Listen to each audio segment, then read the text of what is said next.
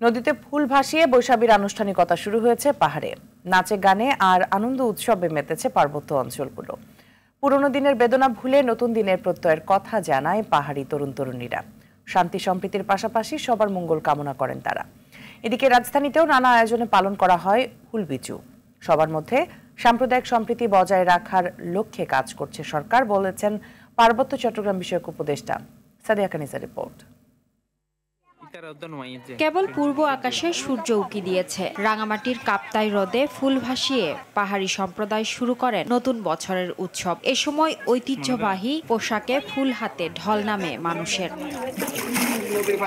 ফুল ভাসানোর মধ্য দিয়ে শুরু হওয়া পাহাড়ের সবচেয়ে বড় সামাজিক অনুষ্ঠান চলবে আরো 3 দিন। সমগ্র জীবের মুক্তির জন্য গঙ্গা দেবীর কাছে প্রার্থনা করেন সবাই।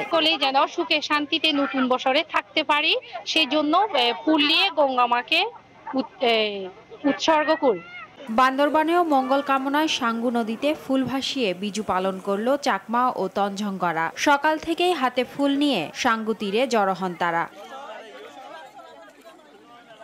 উৎসবের রং থেকে বাদ পড়েনি পাহাড়ি কোনো অঞ্চল। নাচে গানে যেন প্রাণ ফিরে পেয়েছে পাহাড়ে। তোকে আমরা স্মরণ করে এবং গঙ্গাকে স্মরণ করে আমরা এই ফুল বিজু উৎসবে ফুল ভাসিয়ে থাকি। এই দিনটার উদ্দেশ্য হচ্ছে নতুন বছরকে স্বাগতম জানিয়ে পুরাতন বছরকে বিদায় দিতে। এদিকে ফুল বিজু উপলক্ষে রাজধানীতেও নানা আয়োজন করা হয়। পার্বত্য চট্টগ্রাম বিষয়ক মন্ত্রণালয় এক বিশাল র্যালির আয়োজন করে।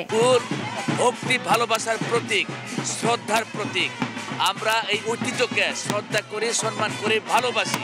পার্বত্য চট্টগ্রাম বিষয়ক উপদেষ্টা সুপ্রদীপ চাকমা বলেন, সবার মধ্যে সাম্প্রদায়িক সম্প্রীতি বজায় রাখতে কাজ করছে সরকার। আমাদের সকলের মধ্যে একটা সাম্প্রদায়িক সম্প্রীতি বজায় রাখতে পারি, পার্বত্য এলাকায় বলি, সমতলে বলি। তাছাড়া এই সরকারের যে উদ্দেশ্য সকলের অধিকার প্রতিষ্ঠা করা, সকলকে অর্থনৈতিকভাবে স্বাবলম্বী করা, এগুলি আমরা একাতরে করে যাচ্ছি। সাদিয়া কানিজ, RTV, ঢাকা।